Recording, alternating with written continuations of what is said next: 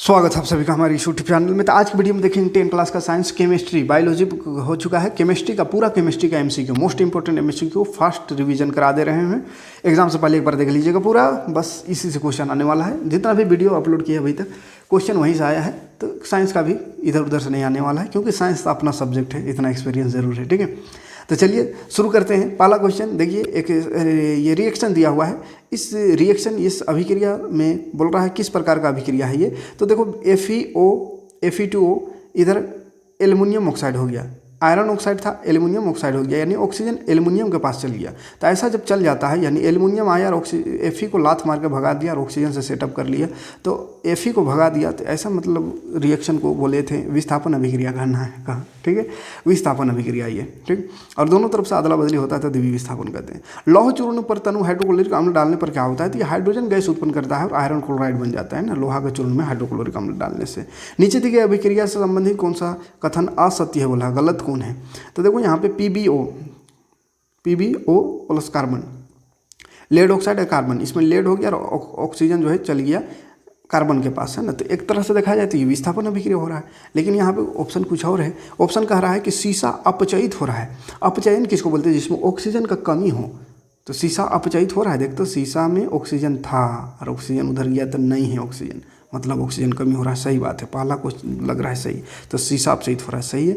दूसरा है carbon dioxide उपचयित हो रहा है, कार्बन डाइऑक्साइड उपचयित हो रहा है। तो कार्बन डाइऑक्साइड कौन सा कथन असत्य बोला, एक सेकंड, असत्य है, गलत है, बताना है। ठीक है, शीशा अपचयित हो रहा है, ध्यान से देखिएगा, शीशा अपचयित हो रहा है, सही नहीं है वो कैसे। तो शीशा ऑक्साइड अपचयित हो रहा है। देखो यहाँ शीशा PbO शीशा ऑक्साइड है, शीशा ऑक्साइड में ना ऑक्सीजन की कमी हो रहा है। अब शीशा खाली लिखा हुआ है यहाँ पे, तो शीशा अपचयित थोड़ी हो रहा है, शीशा में ऑक्सीजन की कमी नहीं हो रहा है, क्योंकि शीशा में पहले से ऑक्सीजन था। तो ऑक्सीजन था तो फिर कैसे शीशा ऑक्साइड ना कहा गया, वो ऑक्सीजन है तो शीशा थोड़ी रहा। तो शीशा ऑक्साइड में ऑक्सीजन की कमी हो रहा है, तो ये गलत है पहला। ठीक है, दूसरा कार्बन डाइऑक्साइड उपचयित हो रहा है बोल रहा है, यानी कार्बन डाइऑक्साइड, कार्बन में ऑक्साइड तब ना कार्बन डाइऑक्साइड हो गया। तो कार्बन डाइऑक्साइड उपचयित माने ऑक्सीजन की बढ़ोतरी, तो कार्बन डाइऑक्साइड लिखा हुआ है, तो कार्बन डाइऑक्साइड में तो ऑक्सीजन पहले से है, तो फिर कैसे बढ़ोतरी होगा। बढ़ोतरी किस में हो रहा है, कार्बन में हो रहा है। कार्बन था इधर, उधर जाकर कार्बन डाइऑक्साइड बना, तो लिखा हुआ रहता कार्बन उपचयित हो रहा है, तो सही था। लेकिन कार्बन डाइऑक्साइड उपचयित हो रहा है, ये भी गलत है। इसलिए कार्बन उपचयित हो रहा है, तीसरा ऑप्शन कह रहा है, तो ये सही बात है। कार्बन में ऑक्सीजन नहीं था, ऑक्सीजन मिल गया उधर जाने से, तो उपचयित हुआ। लेड ऑक्साइड अपचयित हो रहा है, तो ये भी सही है, लेड ऑक्साइड था उधर जाके लेड बन गया, यानी ऑक्सीजन कम हो गया। तो तीसरा चौथा सही है, पहला दूसरा गलत है। तो कौन असत्य बोला है, तो पहला दूसरा असत्य है, यानी पहला ऑप्शन सही होगा। अगला क्वेश्चन है, रासायनिक अभिक्रिया में भाग लेने वाले पदार्थ को क्या कहते हैं, तो अभिकारक कहते हैं। और रासायनिक अभिक्रिया के फलस्वरूप जो पदार्थ बनता है उसको क्या कहते हैं, तो उत्पाद कहते हैं। ठीक है, निम्न किसी रासायनिक अभिक्रिया में उत्पाद का कुल द्रव्यमान अभिकारक के द्रव्यमान के बराबर होता है। ठीक है, द्रव्यमान संरक्षण के नियम के अनुसार।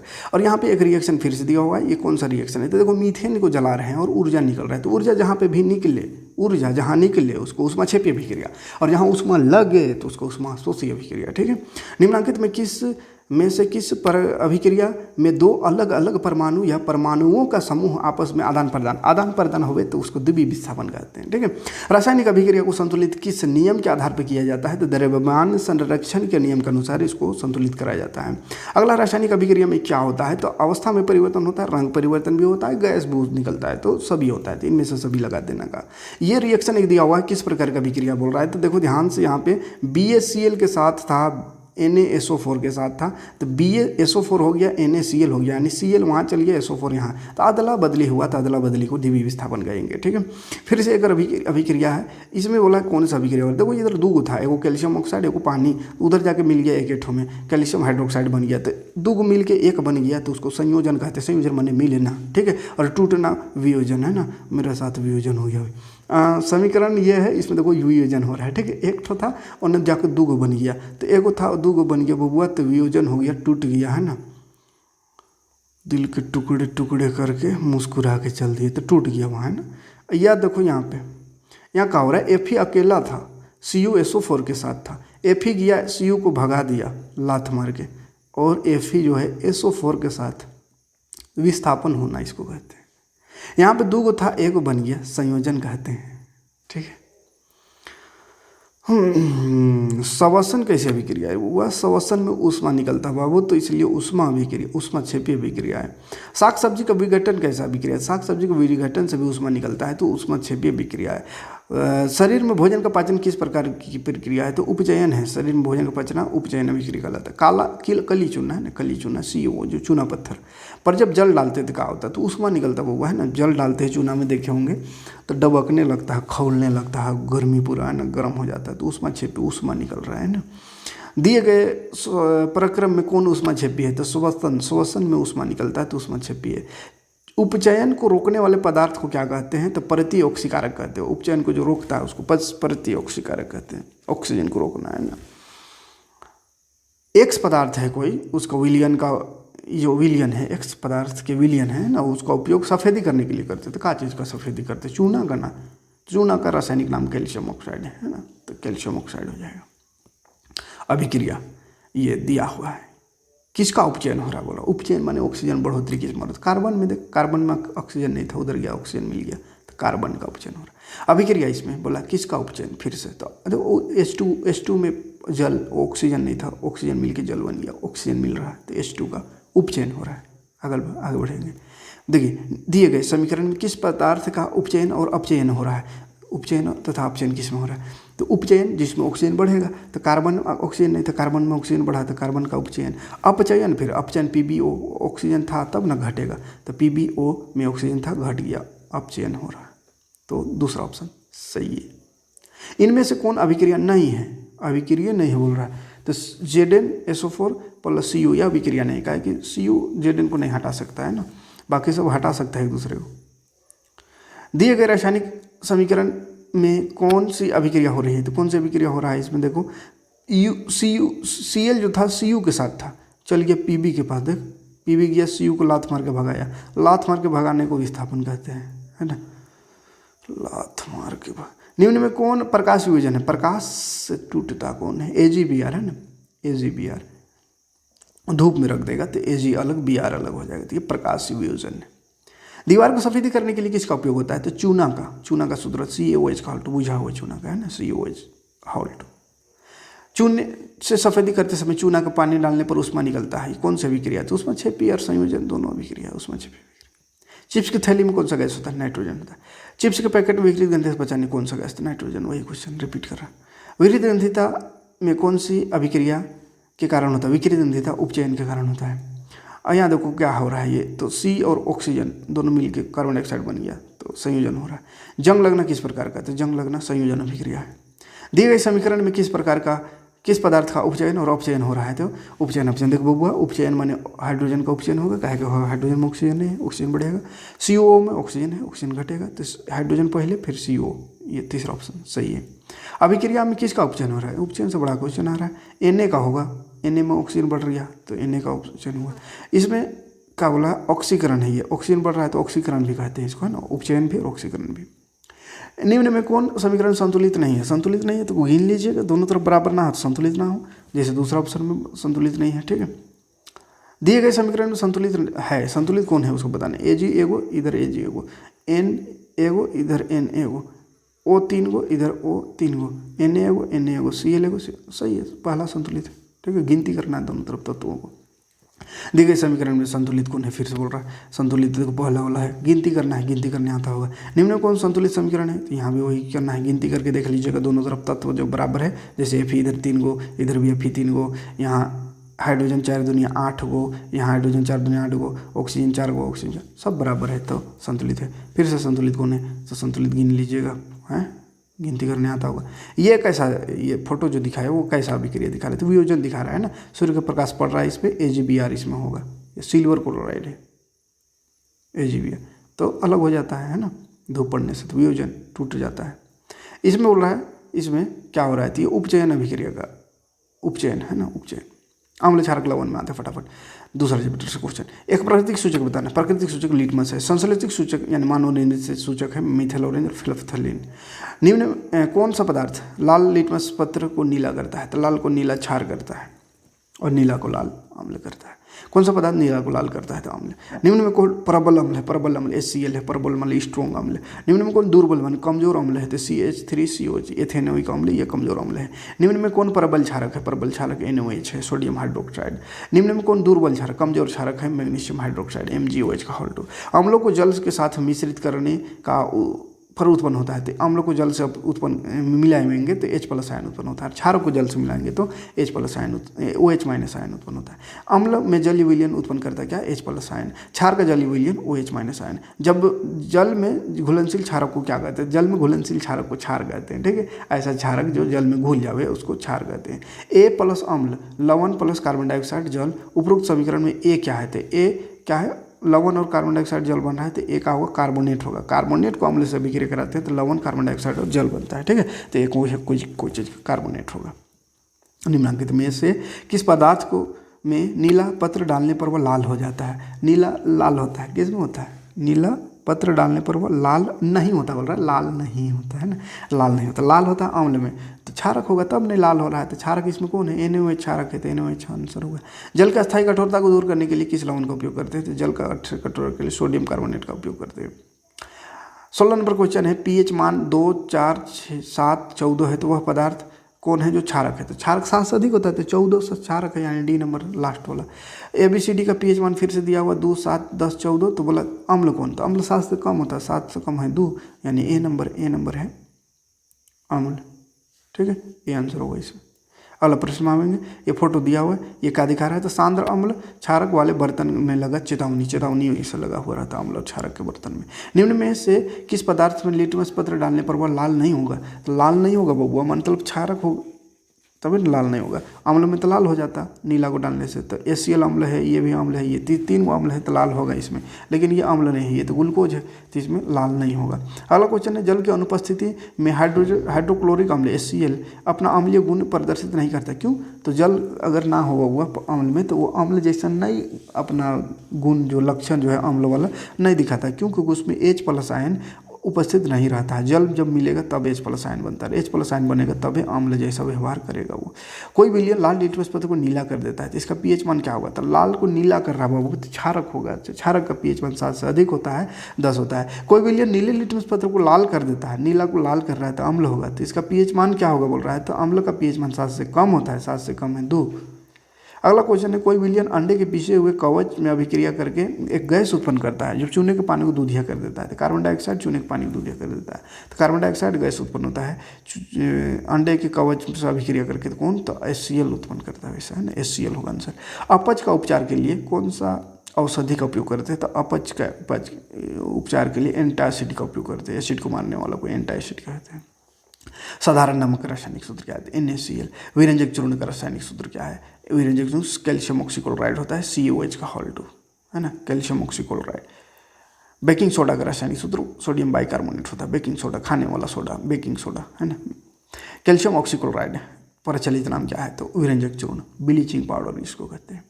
धोने का सोडा का रासायनिक सूत्र 10 गो पानी होता है, इसमें कैल्शियम कार्बोनेट 10 गो पानी, है ना, Na2CO3 10H2O।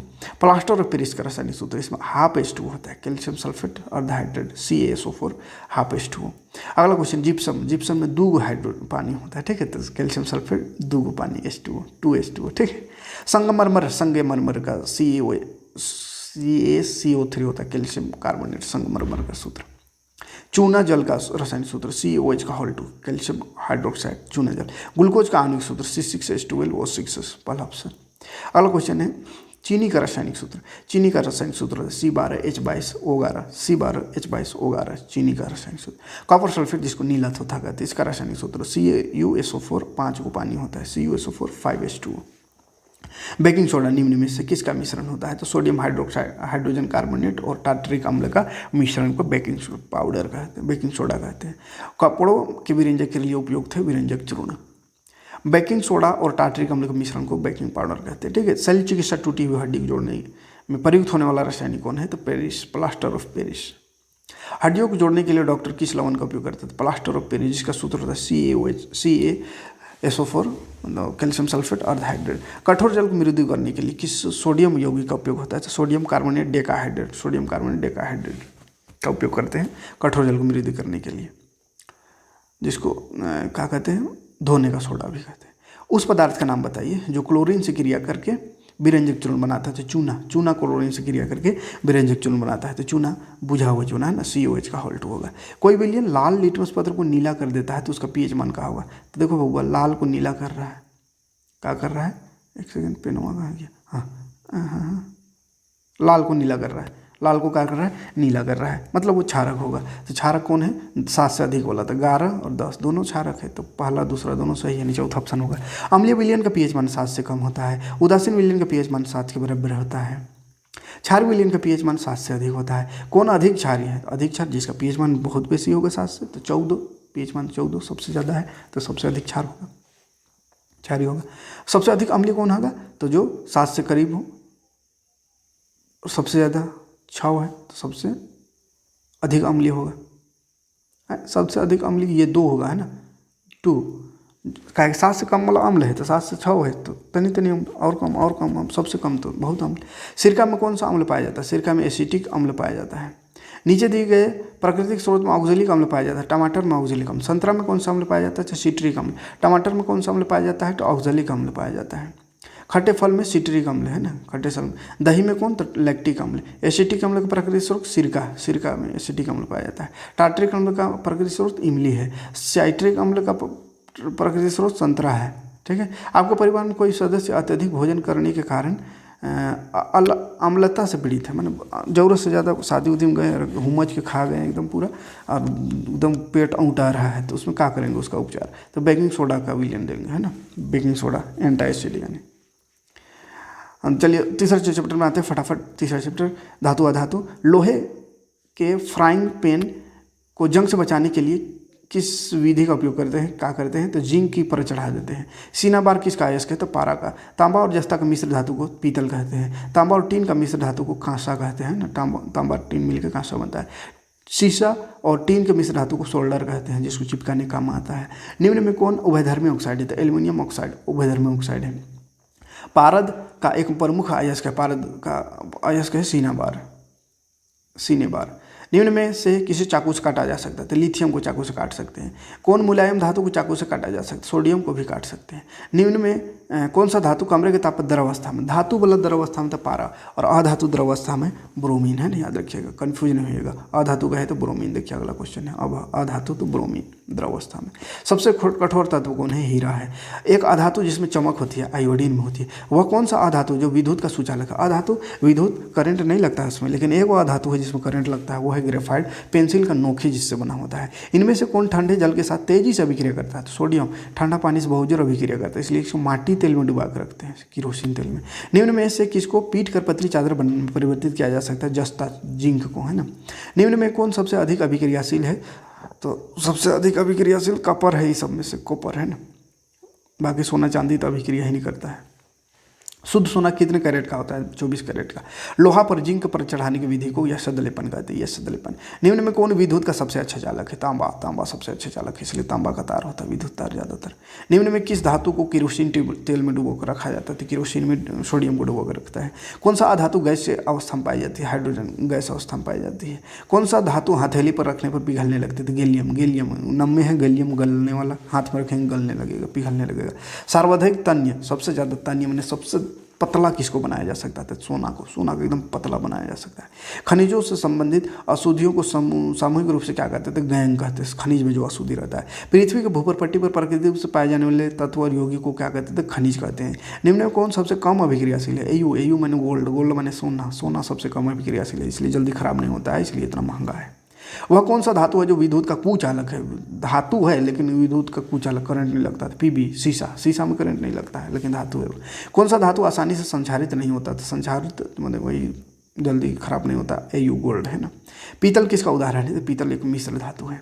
ठीक है। कार्बन और उसके यौगिक मात्रा, चौथा चैप्टर फटाफट देखते हैं। इथेन का आणविक सूत्र C2H6 है, इसमें 7 गो सह संयोजी आबंध है, सहसंयोजी आबंध का वो है 7 गो है, क्योंकि सी 2 गो रहता है और हाइड्रोजन चारों तरफ, तो 3 3 6 गो सहसंयोजी और एगो 7, देखिए 1 2 3 4 5 6 7, 7 गो बॉन्ड है, यानी 7 गो सहसंयोजी आबंध है।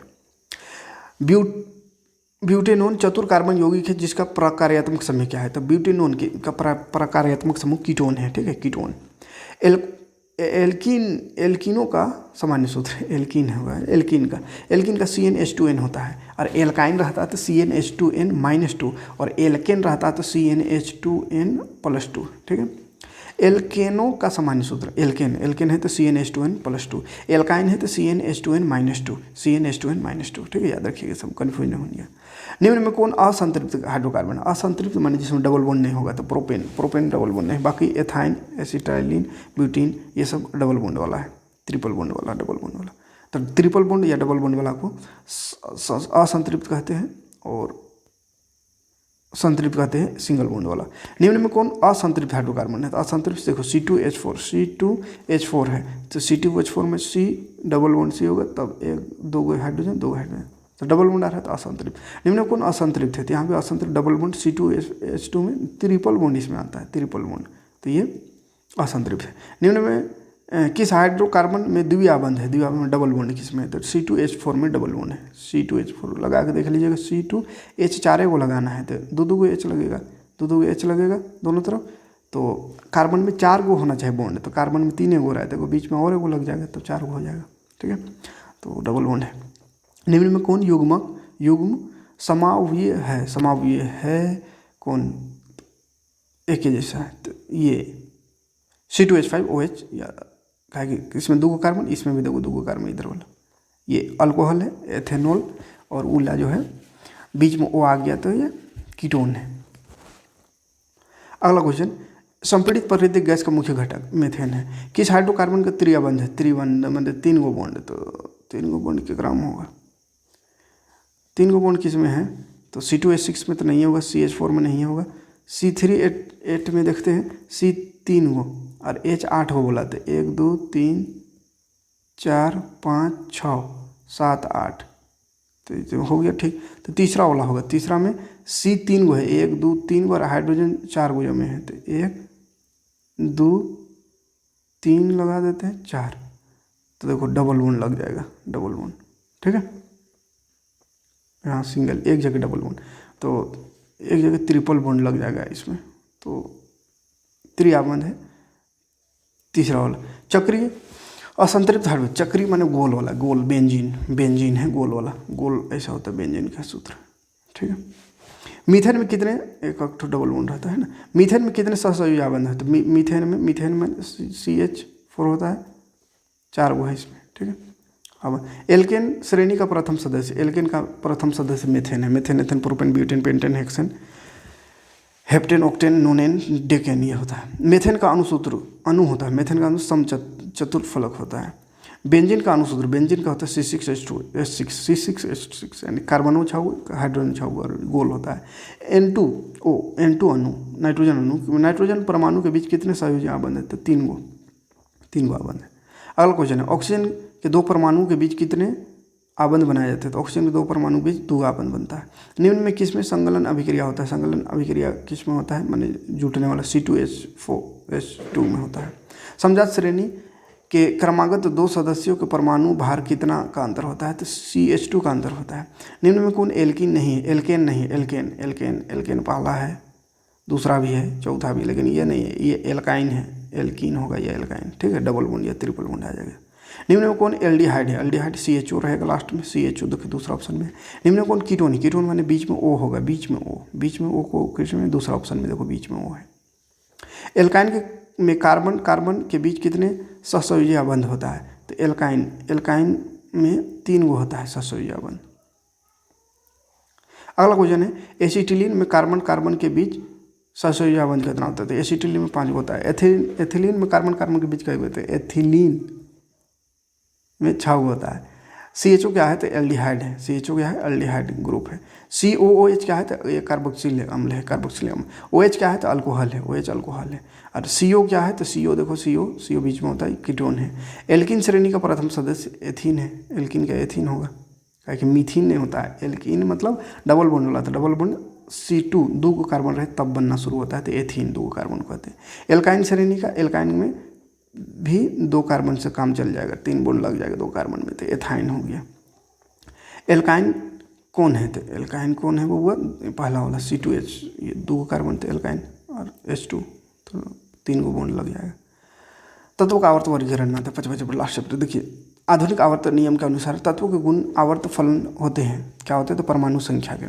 मेंडलीफ के अनुसार तत्वों के गुण आवर्त फलन है परमाणु द्रव्यमान, मेंडलीफ के अनुसार। आधुनिक आवर्त सारणी में आवर्तों की संख्या 7 गो है, और मेंडलीफ आवर्त सारणी में कितने आवर्त है तो मेंडलीफ वाला में 6 गो था। परमाणु के तीसरे कोष में अधिक से अधिक कितने इलेक्ट्रॉन रह सकते हैं तो तीसरा कोष में 18 इलेक्ट्रॉन रह सकते हैं। आवर्त सारणी में किस तत्व की स्थिति अनिश्चित रहती है तो हाइड्रोजन की स्थिति अनिश्चित है। आधुनिक आवर्त सारणी में तत्वों के वर्गीकरण का आधार क्या है तो परमाणु संख्या है। अगला क्वेश्चन है मेंडलीफ आवर्त सारणी में तत्वों के वर्गीकरण का आधार है परमाणु द्रव्यमान। आवर्त सारणी के प्रथम आवर्त में कितने तत्व है तो 2 तत्व है प्रथम। अष्टक सिद्धांत का प्रतिपादन किसने किया था तो न्यूलैंड का अष्टक सिद्धांत कहते हैं, ठीक है, न्यूलैंड ने किया था। मेंडलीफ का आवर्त सारणी में कितनी क्षैतिज कतारें हैं तो 6 क्षैतिज कतारें। मेंडलीफ का आवर्त सारणी में कितने वर्ग होते हैं तो 8 गो वर्ग था उसमें। निम्न में उत्कृष्ट गैस को पहचानो। उत्कृष्ट गैस जो अकेला नियोन है उत्कृष्ट गैस। आवर्त सारणी के किसी आवर्त में बाएं से दाएं जाने पर परमाणु त्रिज्या का होगा तो बायां से दाएं जाएंगे, बायां से दायां तो घटेगा, है ना, परमाणु त्रिज्या घटता है। निम्न में कौन विद्युत धनात्मक Na है, Na में प्लस लगता है, ठीक है, Na प्लस NaCl होता है ना, Na प्लस Cl माइनस। निम्नांकित में कौन विद्युत ऋणात्मक है तो Cl ऋणात्मक है। आवर्त सारणी में 17 वर्ग 17 के तत्व क्या कहलाते हैं तो 17 वाला हैलोजन कहलाता है, ठीक है, जिसमें क्लोरीन, ब्रोमीन, आयोडीन, फ्लोरीन ये सब आता है। आवर्त सारणी वर्ग 2 के तत्वों का ऑक्साइड होते हैं, क्षारीय ऑक्साइड होता है वर्ग 2 में जो तत्व है उसका। आवर्त सारणी में दीर्घ रूप से आवर्तों की संख्या कितना है तो 7। 20 नंबर है आवर्त सारणी के शून्य समूह तत्व। शून्य समूह तत्व कौन है तो आवर्त सारणी के शून्य समूह तत्व हीलियम, क्लोरीन,